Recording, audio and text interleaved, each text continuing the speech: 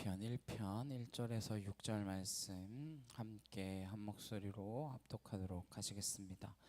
복 있는 사람은 악인들의 꾀를 따르지 아니하며 죄인들의 길에 서지 아니하며 오만한 자들의 자리에 앉지 아니하고 오직 여호와의 율법을 즐거워하여 그의 율법을 주야로 묵상하는도다.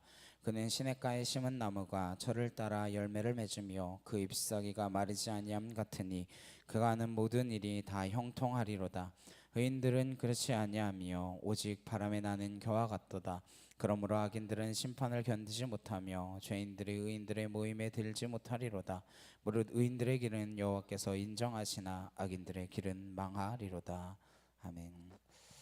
의인들의 길과 악인의 길, 의인의 길과 악인의 길이란 제목으로 함께 말씀 나누도록 하겠습니다. 오늘 본문의 첫 글자가 무슨 글자인가요? 우리가 그렇게 좋아하는 복입니다. 복. 근데 6절 마지막 문장이 무엇으로 끝이 납니까? 망하리로다. 이렇게 끝이 납니다. 극명한 구조로 되어 있습니다. 첫 번째 글자가 복으로 시작했는데 마지막 단어는 망하리로다로 끝이 납니다. 어딘가 어느 지점에 두 극단적인 주제를 갈라내는 기준이 있었을 것입니다. 그 기준이 무엇일까? 오늘 말씀을 함께 나누면서 찾아가 보도록 하겠습니다. 1절 말씀 보시면 복 있는 사람은 악인들의 꾀를 따르지 아니하며 죄인들의 길에 서지 아니하며 오만한 자들의 자리에 앉지 아니하고 그랬습니다. 우선 복이라고 하는 말은 보통 히브리 단어에서 복이라고 하는 말은 바라크라고 하는 말을 복이라는 말로 주로 사용합니다. 바라크라고 하는 말이 우리가 흔히 아는 복 또는 축복 이런 의미입니다. 근데 오늘 이상하게도 시편 1편의 첫 글자인 이 복은 그 단어를 사용하지 않았습니다. 특별히 다른 단어를 썼는데 아쉬레라고 하는 단어입니다. 아쉬레. 이 말의 의미를 설명하기가 조금은 까다로운 단어인데 이런 뜻입니다. 신명기에 보시면 이스라엘 백성들을 향하여 모세가 글을 남기는데 이런 표현이 나옵니다. 이스라엘아 너는 행복자로다. 이걸 우리식으로 표현하면 이렇게 말할 수 있을 것 같아요. 너는 참 좋겠다. 넌 참 좋겠다. 태어났는데 아빠가 이재용이에요. 네. 넌 참 좋겠다. 네. 태어났는데 아빠가 유재석 이런 사람들이야. 얼마나 좋겠어요. 마치 그런 개념입니다. 넌 참 좋겠다. 이런 복의 개념이에요. 여기서 말하는 복은 뭔가 근본적인 그 축복을 전제하고 시작하는 감탄사 같은 것입니다. 이 복의 개념은 소유의 복의 개념이 아니고 관계의 개념입니다. 다시 말해서 시편의 모든 복의 개념은 누구하고의 관계 때문에 일어난 소속의 문제라고 하는 이야기입니다. 넌 참 좋겠다. 한국 사람으로 태어나서 저는 한국 사람으로 태어난 것이 참 좋습니다. 마치 그런 거이죠. 신앙이라고 하는 것은 어떠한 의미에서 소유의 싸움이 아니라 행하는 싸움도 아니라 내가 누구의 소속인가 라고 하는 것을 매일 확인하는 싸움입니다. 그래서 아슈레라고 하는 말에 복 있는 사람이다 라고 하는 그 말은 이미 복을 받은 사람, 어떤 관계에 들어와 있는 사람, 다시 말해서 하나님과의 어떤 관계 속에 들어가 있는 그 상태, 그것을 복이라고 말하는 것입니다. 복 있는 사람은, 행복자로 태어난 사람은 세 가지를 금하도록 설명하고 있습니다. 아니하며 아니하고 이렇게. 그 앞에 전부 뭘 수식하고 있냐면 동사를 수식하고 있습니다. 어떤 동사를 수식하냐? 첫 번째는 악인들의 뭐를 따르지 않아요? 이 꾀를 따르지 않아요. 꾀라고 하는 말의 원뜻은 무엇이냐면 여호와께 묻지 않는 모든 태도를 뜻합니다. 꾀가 뭐라고요? 여호와한테 묻지 않는 모든 태도. 여호와한테 묻지 않는 그 태도가 꾀에 빠지는 지름길입니다. 그래서 악인들의 유혹과 악인들의 꾀에 빠지지 않으려면 자기도 눈치채지 못한 그 탐욕이 있다라고 하는 사실을 알아야 합니다. 하나님께 묻지 않는 태도가 꾀에 빠지는 지름길이라고 하는 거예요. 악인들의 꾀를 따르지 않는다 그랬는데 따르다라고 하는 말은 우리말에는 따른다 되어 있는데 히브리어로 할라크라고 되어 있어서 걷다라고 하는 뜻을 가진 walk의 뜻을 가지고 있습니다. 걷다, 걸어가다. 걸어가다라고 하는 무슨 개념인 거예요? 길 개념이죠. 길. 그래서 시편은 어떤 의미에서 전체가 인생 길에 대한 설명입니다. 그래서 크리스토퍼 애쉬라고 하는 분은 시편 1편에 대하여 이렇게 설명합니다. 하나님의 위대한 복으로 초대하는 정문과 같은 시가 시편 1편이다. 시편 150편을 여는 첫 번째 시이면서 동시에 정문과 같은 시다, 이렇게 말합니다. 그러니까 이 문을 제대로 통과해야만 나머지 150편의 의미가 확 열릴 수 있다라고 하는 의미도 되겠죠. 그래서 전부 길의 개념으로 이 길이라고 하는 것은 우리의 인생을 이야기하기도 합니다. 근데 여기 세 가지 부정적 표현이 점진적 법으로 소개되어지고 있는데, 걸어가다, 그 다음에 뭐예요? 따르다가 걷다라고 했잖아요. 걸어가다, 그 다음에 길에 서지 않다, 서다, 오만한 자들의 자리에 앉지 않다가 앉다, 이렇게 되어 있습니다. 걸어가다, 서다, 앉다. 걸어가다, 서다, 앉다, 이 세 가지를 금해야 되는데 인류의 타락이 에덴 동산에서부터 이 세 가지에서 무너지는 것을 보게 됩니다. 걸어가게 되고 거기에 멈춰 서게 되고 거기에 주저앉게 되어집니다. 대표적인 인물이 나오는데 우리가 뭐 몇 주 뒤면 살펴보겠지만 창세기 13장에 나오는 아브라함과 헤어지는 롯이 나옵니다. 이 두 사람이 결별하기로 작정하고 아브라함이 선택권을 롯에게 줍니다. 네가 먼저 좋은 땅을 택해서 가라.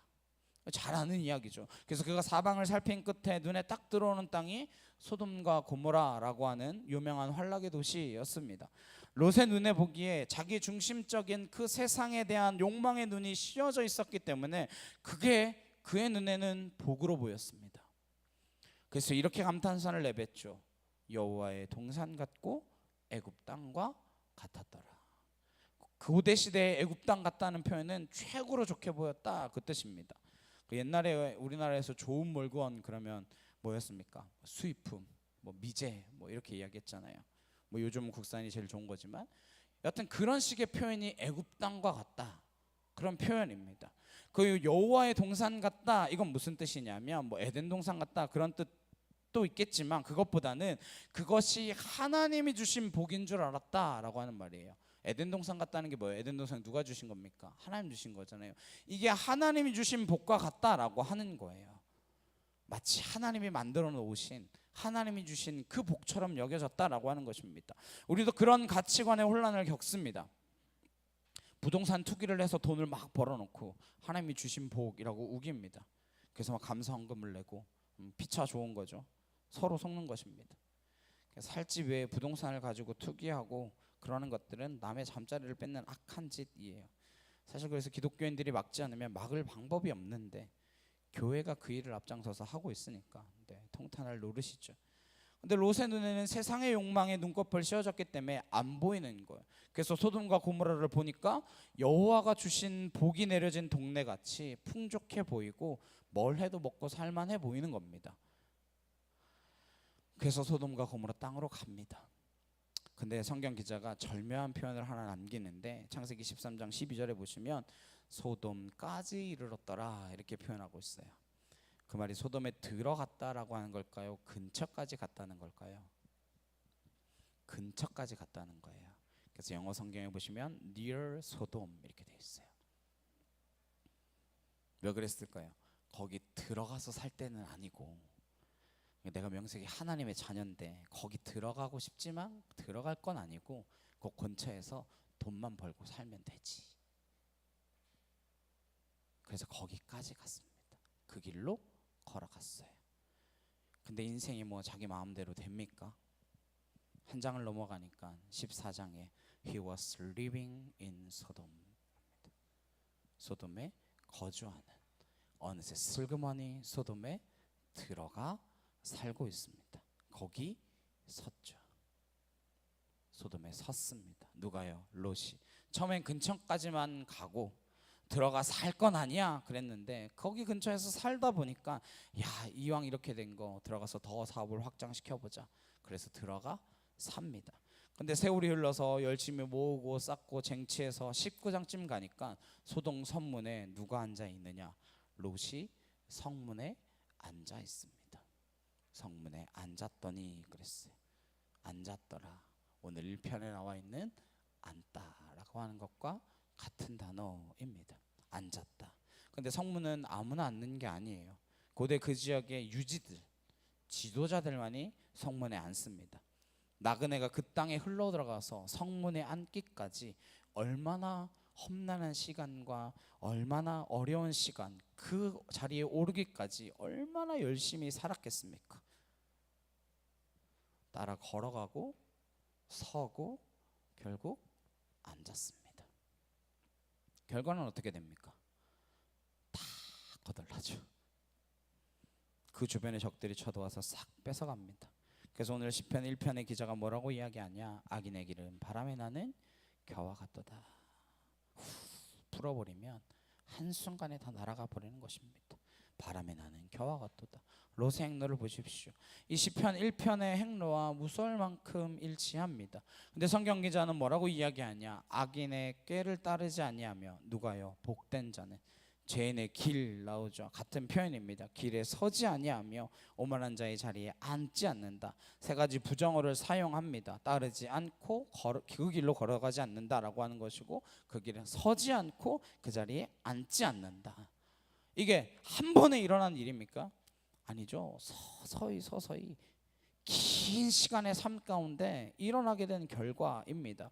긴 시간 속에서 모든 희로애락의 과정 끝에 나타난 결과이며 열매일 수밖에 없다라고 하는 것입니다. 근데 복 있는 사람은 이미 그리스도 안에서 은혜를 입은 행복자는 이러한 삶과 거리가 먼 삶이어야 하는데, 그럼 무슨 수로 그런 삶을 살 수 있습니까?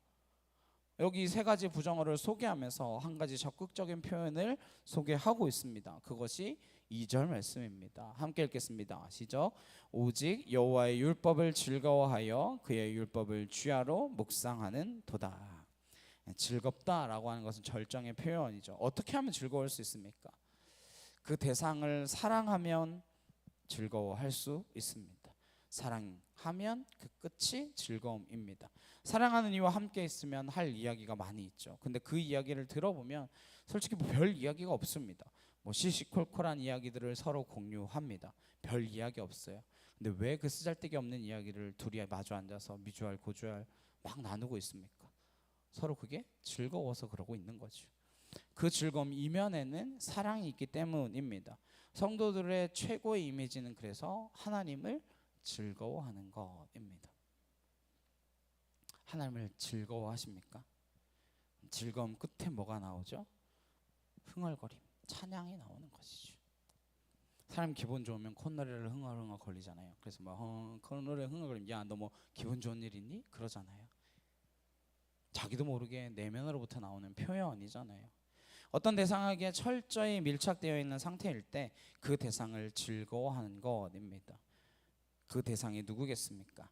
아까 보기에 참된 정의는 아슈레의 개념에서 관계적 개념이라고 말씀드렸습니다. 누구와의 관계요? 하나님과의 관계입니다. 우리는 서류를 작성해서 공식적으로 미팅 시간을 결정해서 하나님을 만나는 것 같은 그런 느낌으로 신앙생활을 할 때가 너무나 많습니다. 그래서 우리는 언제만 하나님 만나려고 합니까? 주일 이 시간에만 하나님 만나러 오죠. 네. 단정한 옷을 입고 정결한 마음을 가지고 오늘 하나님 만나러 가면 되지 그러고 옵니다. 근데 성경을 보시면 모세를 어떻게 표현하냐? 친구와 대면함 같이 이렇게 하나님 말씀하십니다. 아브라함은 뭐라고 이야기하시냐면 내 하는 일을 어찌 아브라함에게 숨기겠느냐 이렇게 말씀하세요. 무슨 뜻일까요? 하나님하고 그렇게 친밀함의 관계에 있었다라고 하는 말입니다. 올해는 우리가 하나님과 공식적으로만 만나지 마시고 비공식적으로 우리 그런 말 하잖아요. 슬세권 이래가지고 슬리퍼 질질 끌고 다닐 수 있는 곳에 모든 게 다 있는 거. 그것처럼 마치 슬리퍼 질질 끌고 나가도 하나님이 계신 것처럼 동네 마실 나가듯이 하나님과 친밀해질 수 있는 그런 은혜가 있으시기를 간절히 주님의 이름으로 축원합니다.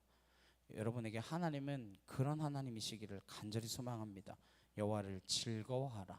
그 즐거움 끝에 찬양으로 나타낼 수 있는 하나님 되시기를 소망합니다. 그래서 시편의 절반 이상이요 감사, 동의어로 등장한 것이 무엇이냐? 그분을 노래하라. 그분을 찬양하라. 그렇게 찬양하며 노래하는 것이 시의 전부예요. 그리고 이어서 즐거워하여 그의 율법을 주야로 묵상하는도다. 이 주야라고 하는 말은 물리적인 시간인 낮과 밤만을 이야기하는 것이 아닙니다. 하나님의 문해적 표현이죠. 인생의 희로애락 전체를 이야기하는 것입니다. 낮이고 밤이고 잠자지 말고 성경만 읽어라 그러면 이제 어떻게 우리가 그럴 수 있겠습니까? 그럴 수 없잖아요. 사람이 그게 어떻게 가능하겠어요? 하나의 문해적 표현이죠. 윌터 브르그만이 쓴 마침내 시인이 온다라고 하는 책이 있습니다. 거기 이런 내용이 있어요. 항해사가 풍랑이 있는 바다를 마침내 건넙니다. 또 기술을 가지고 있던 기술자가 오랜 세월을 거쳐 그 기술을 가지고 결과물을 만들어냅니다. 또 산을 타는 등반가가 험산 줄령을 넘어냅니다. 그리고 이렇게 소개합니다. 그 끝에 마침내 위대한 시인이 온다. 무슨 뜻일까요? 시라고 하는 것은 수많은 인생의 희로애락과 낮과 밤과 진저리 치는 그 사연들, 절정을 뚫어낸 인생의 기쁨들이 다 응축되고 녹아들여서 정대된 한 언어로 터트려져 나오는 것이 시잖아요. 마침내 위대한 시인이 온다라고 하는 말은 그 눈물겨운 수많은 시간들을 한 문장으로 때론 한 언어로 함축해 고백할 수 있는 멋진 인생을 이야기하는 것입니다. 여기 주야라고 하는 말은 그 인생의 긴 노정 속에 겪어지는 모든 희노애락들을 설명하며 묵상하는도다라고 이야기하는 것입니다. 그 묵상이라고 하는 말이 하가라고 하는 뜻인데, 하가라고 하는 말인데 두 개의 개념이 합쳐진 단어입니다. 하나는 읍조리다, 반복하다, 되새김질하다 그 뜻이에요. 되새김질하는 동물도 있잖아요. 그래서 씹고 또 씹고 씹고 또 씹고 뭐 그런 동물들 있죠. 뭐 소처럼. 네. 또 하가라는 말에는 짐승이 그르렁거리다라고 하는 뜻이 있어요. 울부짖는다 그런 뜻이 있습니다. 짐승이 언제 웁니까? 배고플 때. 그러니까 배가 고프면 사람이고 짐승이고 잠을 잘 수가 없잖아요. 그래서 배가 고파가지고 냉장고를 붙들고 씨름하죠. 열고 먹어야 되냐, 참고 자야 되냐. 그러다 결국 폭식을 하고 내 아침에 퉁퉁 부은 얼굴로 만나게 되죠. 사람이든 짐승이든 배가 고프면 잠을 못 이룹니다. 그런데 그 짐승이 밤에 배가 고프니까 들녘을 헤매다 먹잇감을 찾아요. 킬리만자로의 표범처럼 막 어슬렁거립니다. 그러다 먹이를 찾아 먹겠죠. 하가가 그렇게 먹잇감을 찾아 으르렁거리다. 그리고 그 찾은 먹이를 씹고 또 씹고 씹고 또 씹고 곱씹다 라고 하는 뜻이 있습니다. 말씀을 어떻게 묵상하다는 것이 어떻다는 거예요. 배고픔에 갈망하듯 으르렁거리며 찾듯. 네. 그리고 씹고 또 씹고 씹고 또 씹고 그렇게 말씀을 본다라는 것이죠.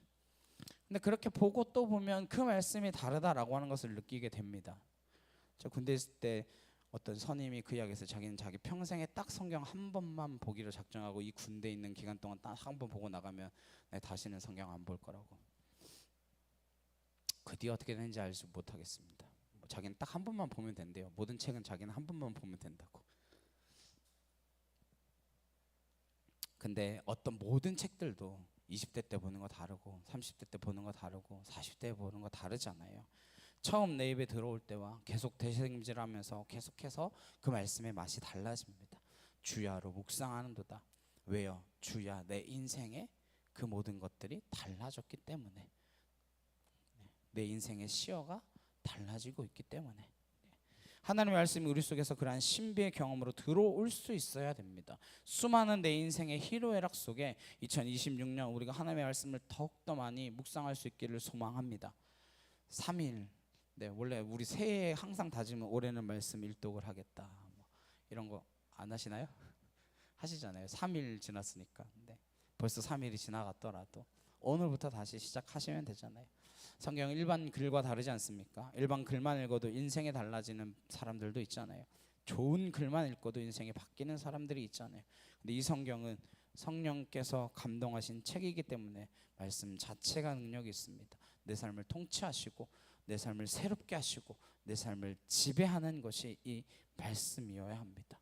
주의 말씀은 내 길의 빛이요 내 발의 등이니이다. 빛은 내 인생의 목적지를 일관되게 비추는 기능을 하는 것이고 등은 내 현실에 가시덤불은 없나 유리조각은 없나 뭔가 장애물은 없나 헤쳐나갈 수 있도록 안내하는 것이 말씀이라고 하는 거입니다. 그래서 가능하시면 올해 최소 1독들. 네. 넌 신앙생활 그래도 한 10년 이상 하셨다 그러면 한 2독쯤. 예. 그 정도는 하신 한 해가 되기를 소망합니다. 10년은 넘었는데 이독점은 이제 해봐야 되지 않겠어요? 맨날 언제까지 일독만 하시겠어요? 네. 20년 됐다 그럼 뭐 더 하시고. 네. 3절 말씀입니다. 그는 시냇가에 심은 나무가 철을 따라 열매를 맺으며 그 잎사귀가 마르지 아니함 같으니 그가 하는 모든 일이 다 형통하리로다.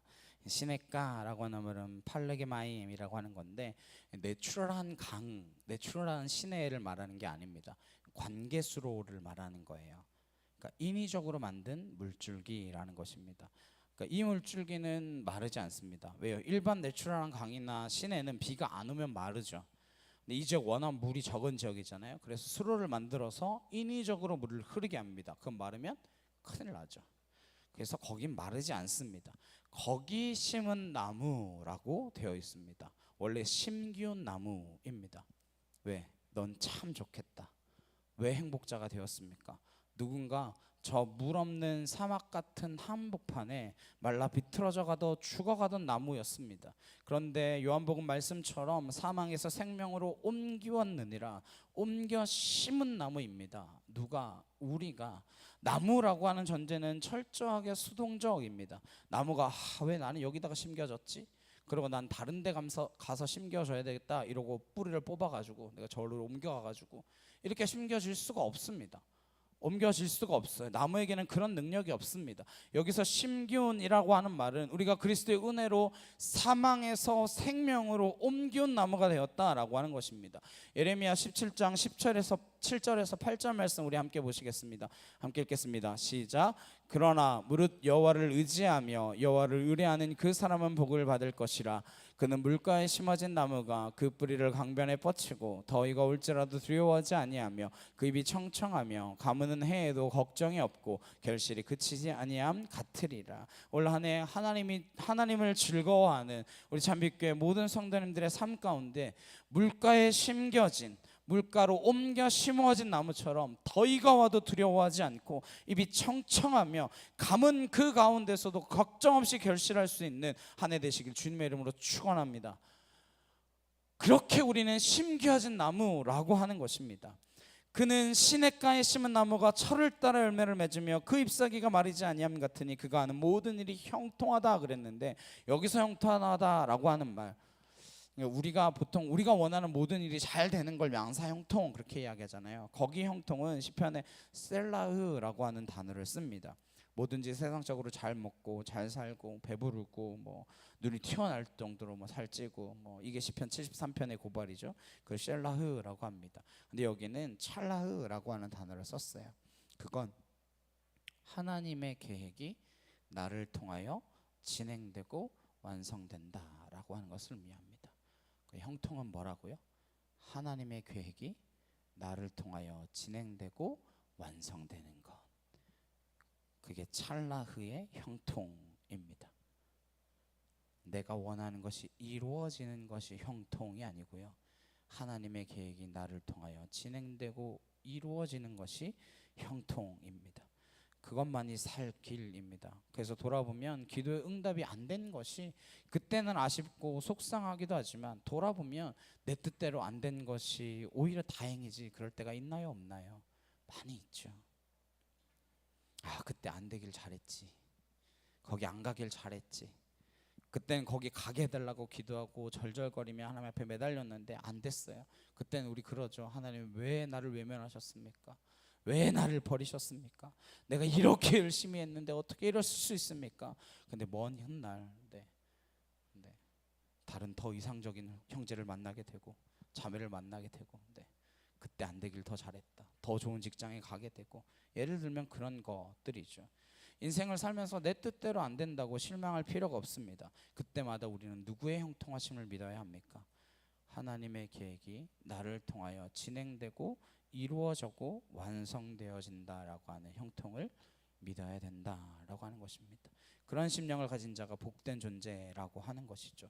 그럼 악인은 어떤가? 4절에 악인들은 그렇지 아니하며 오직 바람에 나는 겨와 같도다. 앞에 의인의 이미지는 나무에 비유했습니다. 복된 사람의 이미지는 나무로 비유했어요. 나무는 히브리어로 에츠입니다. 겨는요 모츠예요. 히브리인들의 언어 유희죠. 에츠. 에즈와 모츠. 겨가 무엇입니까? 타작하면 알곡은 밑으로 떨어지고 겨는 근거가 없고 뿌리가 없는 겨들은 바람에 날려 가게 되죠. 에즈와 모츠의 차이는 어디에 있습니까? 뿌리가 있냐 없냐입니다. 그걸 성경적 표현으로 하자면 아버지가 있느냐 없느냐의 차이입니다. 영원한 아버지를 하나님으로 두고 사느냐 아니냐 그 싸움입니다. 에즈와 모츠, 나무는 뿌리가 있습니다. 그래서 누가 흔들어도 뿌리가 그 나무를 지탱하고 있기 때문에 흔들리지 않습니다. 쓰러지지 않습니다. 그런데 모츠, 겨는 뿌리가 없습니다. 껍데기예요. 처음에는 화려해 보이는데 대단한 것 같은데 알곡이 떨어지고 나면 껍데기밖에 남지 않습니다. 그래서 바람에 다 날아가 버리고 납니다. 바람에 날아가는 거 이거다 하고 잡았는데 남는 게 없더라. 그걸 전도서 기자인 솔로몬이 무엇이라 표현합니까? 헛되다라고 표현하죠.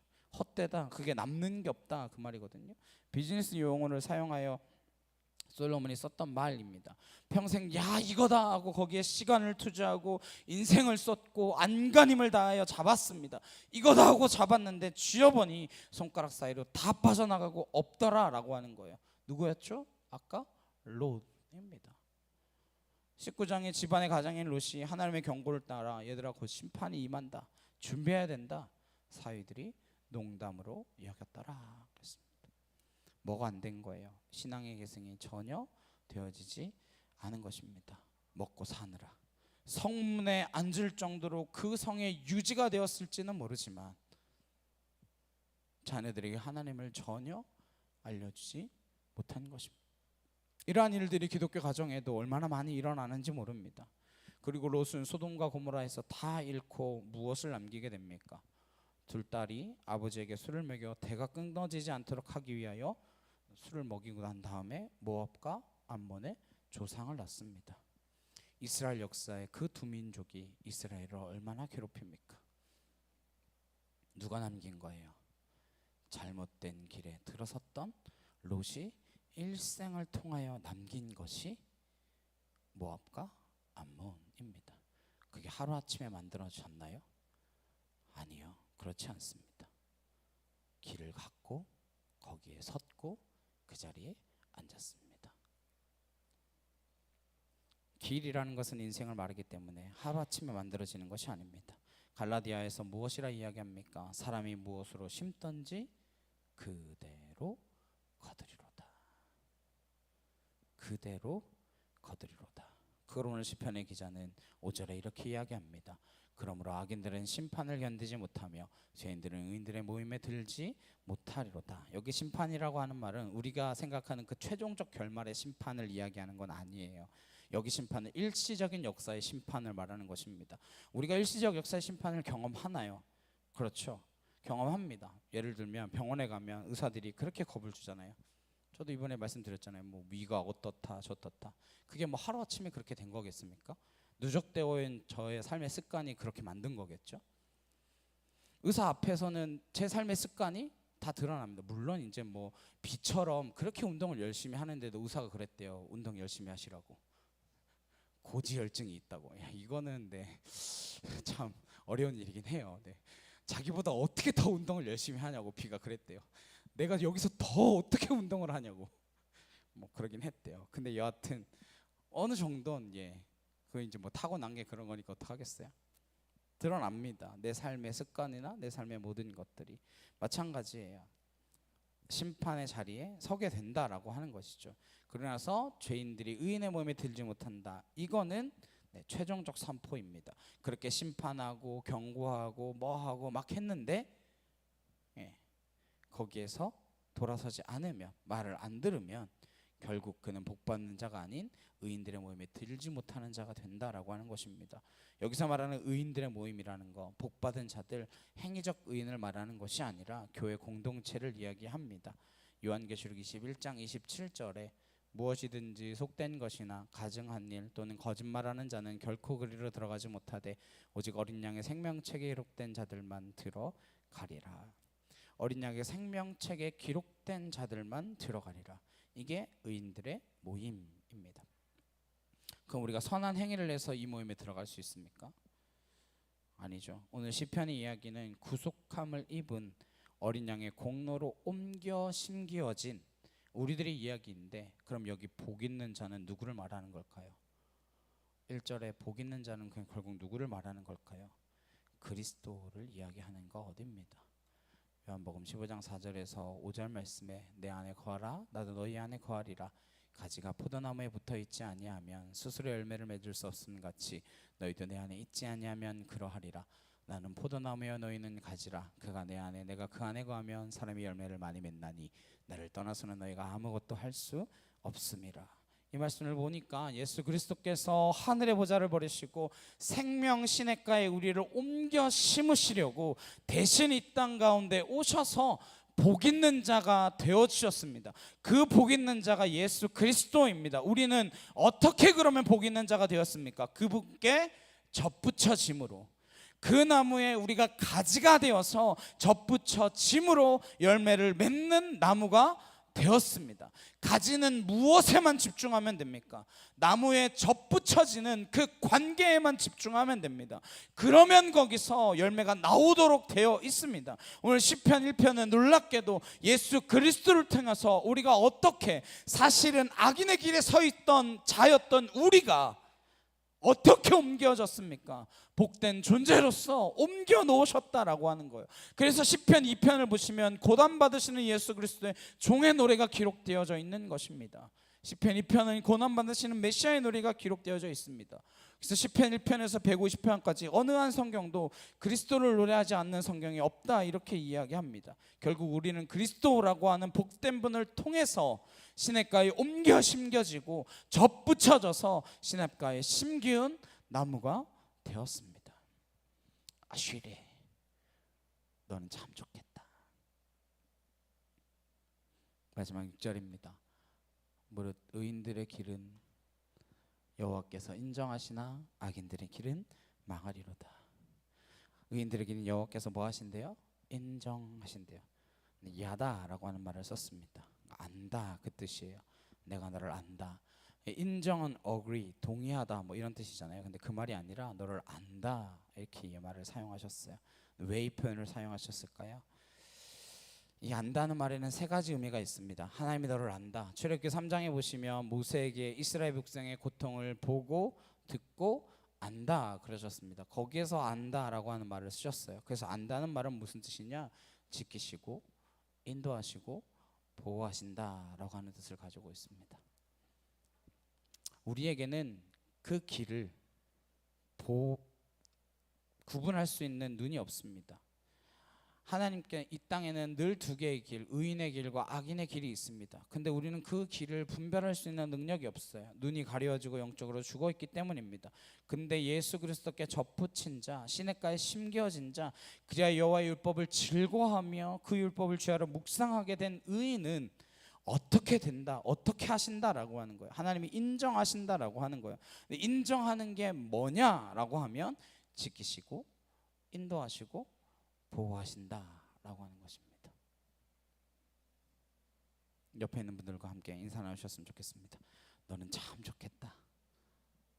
하나님의 아버지라서 참 좋으시죠? 하나님 우리 아버지 되어주셔서 2026년 한 해 하나님과 더욱더 즐거워하는 관계로 들어가기 위하여 말씀을 더 사모하고 그 말씀을 통하여 여호와의 인정을 받는, 인정이 뭐라고요? 아 그래 너 맞아, 이거 아니고 지키시고 인도하시고 보호하심을 받는 그런 저 여러분 되시길 주님의 이름으로 축원합니다. 함께 찬양하시